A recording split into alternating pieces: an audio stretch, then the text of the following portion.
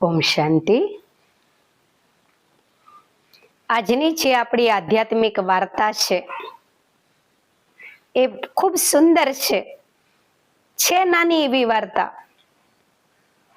પણ આપણને સાંભળીને આનંદ આવશે અને કંઈક પ્રેરણા અવશ્ય મળશે કે એક ગામની અંદર એક ભાઈના પત્ની થોડે સમયથી બીમાર હતા। નાની ઉંમર હતી એની, પણ બીમારી થોડી મોટી ભયંકર હતી, એટલે થોડા દિવસની બીમારીમાં એ બેન મૃત્યુ પામ્યા। જેવા એ બેન મૃત્યુ પામ્યા, એના પરિવારના સદસ્યો એકઠા થયા એ બેનના શબને તૈયાર કર્યું। આપણે જ્યારે કોઈને પણ અગ્નિ સંસ્કાર આપવા લઈ જઈએ છીએ એ પહેલા આપણે શબને સ્નાન કરાવતા હોઈએ છીએ, સુંદર વસ્ત્રો પહેરાવતા હોઈએ છીએ અને સરસ શબને તૈયાર કરતા હોઈએ છીએ। એમ આ બેનની ઉંમર પણ નાની હતી, એના શબને પણ સ્નાન કરાયું અને સુંદર નવા વસ્ત્રો પહેરાયા। કયા વસ્ત્રો પહેરાયા હતા? એ જ્યારે લગ્ન કરીને ગામમાં આવ્યા હતા એ સમયે એમનું જે પાનેતર હતું એ પાનેતર પહેરાયું, સરસ સરસ આભૂષણોથી શણગાર કર્યો, માથે મોળિયો લગાયો। જેવી કોઈ સ્ત્રી પરણીને આવે અને જેવો શણગાર કરે છે એવા જ આ બેનના શબને તૈયાર કર્યું હતું।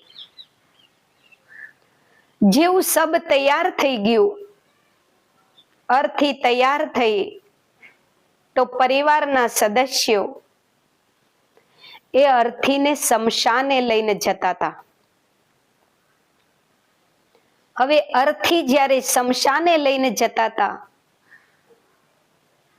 તો 4 જણા એ અર્થીને ઉંચકી અને આગળ આગળ ચાલતા હતા, બીજા બધા સભ્યો પાછળ પાછળ જતા હતા। રામ નામ સત્ય હે, રામ નામ સત્ય હે કરતા કરતા જતા હતા। ગામમાંથી અર્થી નીકળી દરેક જગ્યાએ, સ્મશાન તો ગામની બહાર જ હોય સીમાડે, એમ આ ગામની અંદર પણ જે સ્મશાન હતું એ ગામની બહાર સીમાડે હતું। એટલે આ બેનના પરિવારના જે સદસ્યો હતા એ મોટા મોટા વડીલોએ અર્થી ઉપાડી અને પરિવારના સદસ્યોએ બેનના પતિને કીધું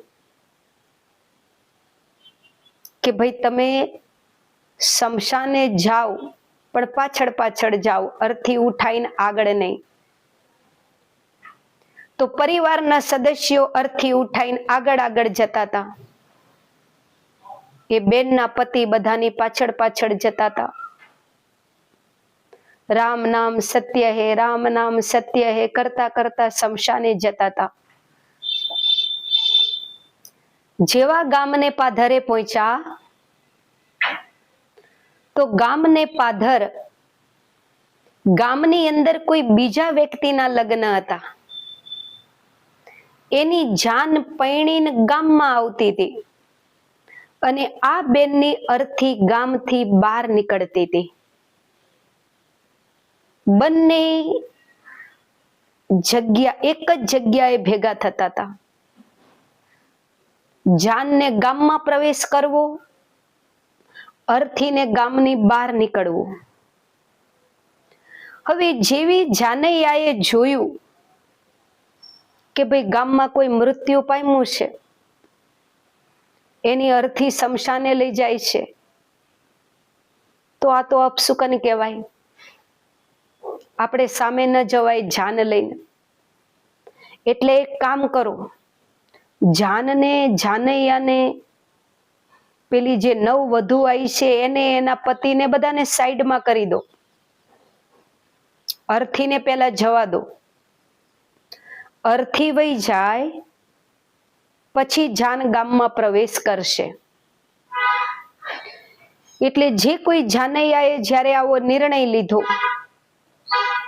એટલે જે પેલો વરલાજો લગ્ન કરીને આવ્યો તો એની પત્ની બધાને સાઈડમાં કરી દીધા, રસ્તો ખાલી કરી દીધો અને અર્થીને જવા માટે જગ્યા આપી. હવે જ્યારે બધા સાઈડમાં થયા ત્યારે અવરું મોઢું કરીને ઉભા રહ્યા હતા, અર્થીની સામે નતા જોતા. પેલો લગ્ન કરીને આવેલો ભાઈ, એની પત્ની અવરું મોઢું કરીને ઉભા હતા. અને ત્યાંથી આ અર્થી નીકળી. જેવી અર્થી નીકળી એટલે અર્થીની અંદર જે પેલી નાની ઉંમરની બેન મૃત્યુ પામી હતી એનું જે શબ હતું, એ શબની આજુબાજુ જ એની આત્મા ફરતી હતી. એની આત્મા પેલી નવ વધુને કહે છે કે હું તને સામી મળી તો તું અવરું કેમ ફરી ગઈ? તું એવું સમજે છે કે હું તને મળી એટલે અપશુકન થઈ ગયા? તું વધારે ભાગ્યવાન છે, હું કમ નસીબ છું, એવું તો તું નથી સમજતી ને? મારી અર્થી નીકળી તો તું પીઠ કરીને ઊભી રહી, મારા અપશુકન થાય એવું સમજીને. તારામાં ને મારામાં ફરક શું છે? જે નવ વધુ લગ્ન કરીને આવી હતી એને કહે છે કે તું વિચાર જરાક, તારામાં ને મારામાં શું ફરક છે? તે પાનેતર પહેર્યું છે, મને પાનેતર પહેરાયું છે,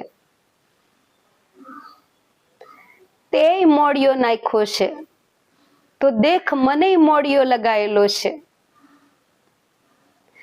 સારા સારા આભૂષણોથી તારો શણગાર કર્યો છે તો દેખ તું મારા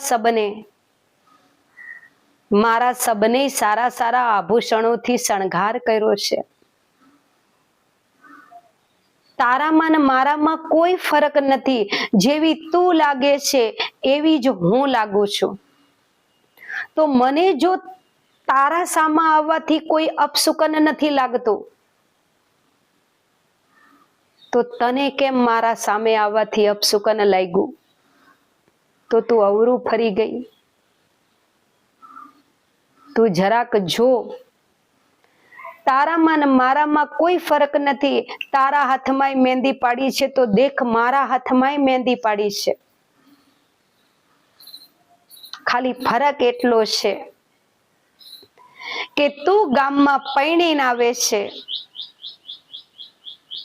અને મારી અર્થી ગામની બહાર નીકળી રહી છે. ખાલી ફરક એટલો છે કે તું જ્યારે પૈણીને ગામમાં આવે છે ત્યારે તારો પતિ આગળ આગળ ચાલી રહ્યો છે અને મારી અર્થી અત્યારે શમશાને જઈ રહી છે, એટલે મારો પતિ પાછળ પાછળ ચાલી રહ્યો છે. બાકી તારામાં ને મારામાં કોઈ ફરક નથી. તારી પાલકીને 4 જણાએ ઊંચકી છે તો મારી અર્થીને 4 જણાએ ઊંચકી છે.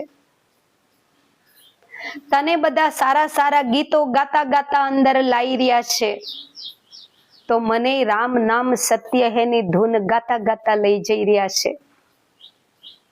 મને જો તારું અપશુકન નથી નડતું તો તને કેમ મારું અપશુકન નડ્યું?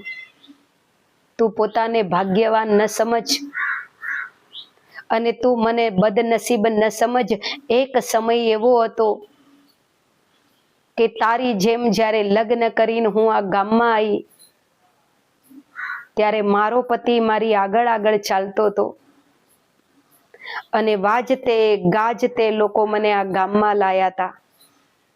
પણ સમય બદલાતા વાર નથી લાગતી. સમય બદલાણો અને આજે એવો સમય આવીને ઉભો રહ્યો છે કે આજે મને 4 જણા પાલખી ઉપર લઈ તો જઈ રહ્યા છે, પણ આનંદના ગીતો નથી ગાતા, દુઃખમાં ધૂન બોલતા બોલતા જાય છે.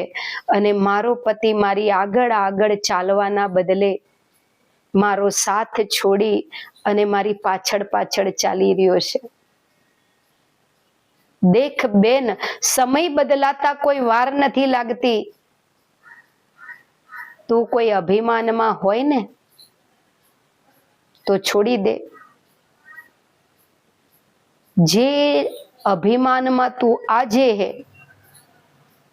જે નશામાં તું આજે જીવી રહી છે, એ જ નશામાં એક દિવસ હું હતી, પણ પળવારમાં ભાગ્ય બદલતા વાર ન લાગી. અને દેખ આજે મારી અંતિમ યાત્રા નીકળી રહી છે. તો આ જે વાર્તા છે એની અંદર આપણે જોઈએ તો જે નાની ઉંમરની સ્ત્રી વિધવા થઈ મૃત્યુ પામી હતી, એને એવી જ તૈયાર કરી હતી જેવી પેલી લગ્ન કરીને આવી હતી. લગ્ન કરીને જે આવી હતી એને 4 જણા પાલખીમાં લઈને આવતા હતા, તો આને 4 જણા અર્થી ઉઠાઈને જતા હતા. પણ લગ્ન કરીને આવી હતી ને એની સાથે એનો પતિ આગળ આગળ હતો, એટલે એ પોતાને સુખી અનુભવ કરી રહી હતી, ભાગ્યવાન પોતાને અનુભવ કરી રહી હતી અને આનંદથી આવી રહી હતી.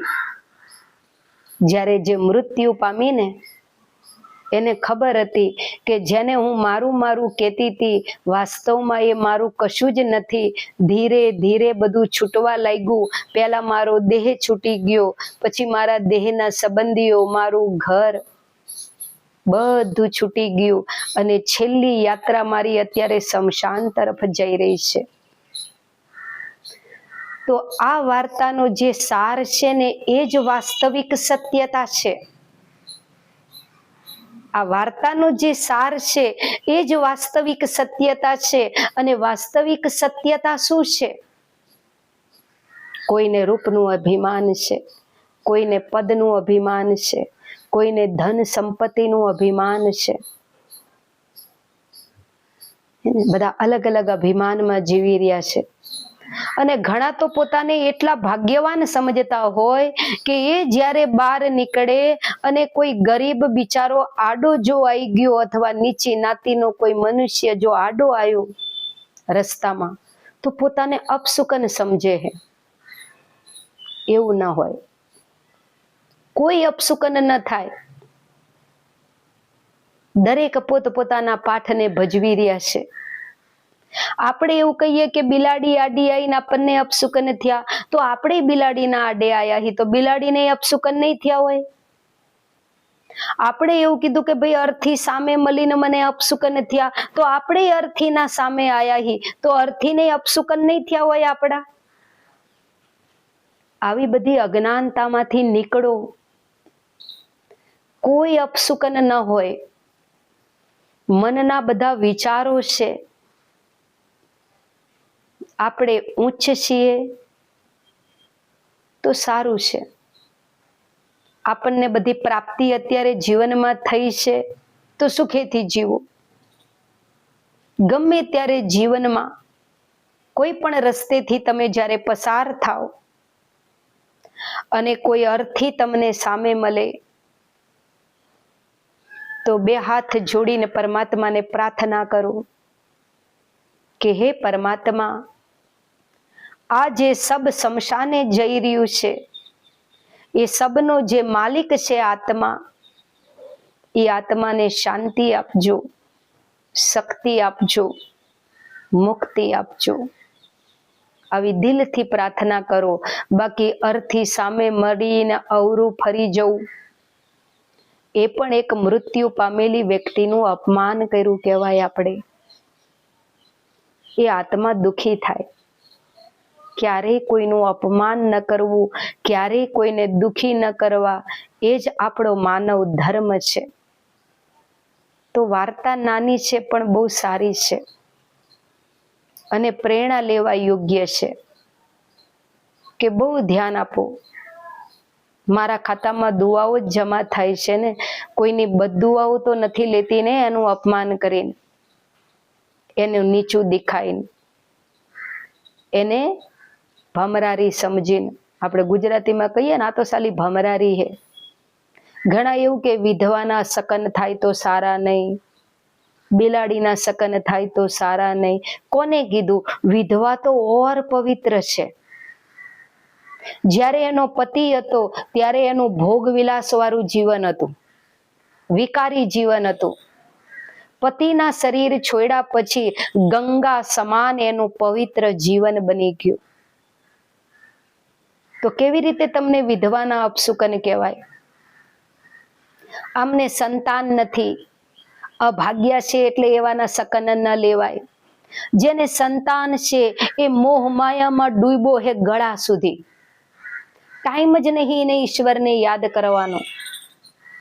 જેને સંતાન નહીં થઈને એ અમુક વર્ષ પછી સંસારથી નિવૃત્ત થઈ જાય છે. ઈશ્વરીય કાર્યમાં એના મનને બુદ્ધિને લગાવી દે છે, જીવનને. તો એ તો આપણા કરતા ઓર ઊંચી આત્મા થઈ ગઈ. કેવી રીતે આપણને એના અપશુકન થયા કહેવાય? તો આજ પછી યાદ રાખવાનું, ચાહે કોઈ બિલાડી સામે આવે, ચાહે કોઈ વિધવા સામે આવે, ચાહે કોઈ અર્થી સામે આવે, પણ આપણે મનથી એવું નહીં વિચારીએ કે આના અપશુકન થયા. એવું અપશુકન કોઈ હોય નહીં. બધા મનના વેમ છે. મારા વિચારો જો સારા ને ઊંચા છે, હું જે કાર્ય કરી રહી છું એ શ્રેષ્ઠ છે, તો મારું જીવનમાં કઈ અહિત થાય જ નહીં. આ વાર્તા આપને કેવી લાગી? કોમેન્ટમાં અવશ્ય જણાવશો. સારી લાગે તો શેર કરશો બધાને. ઓમ શાંતિ. ધન્યવાદ.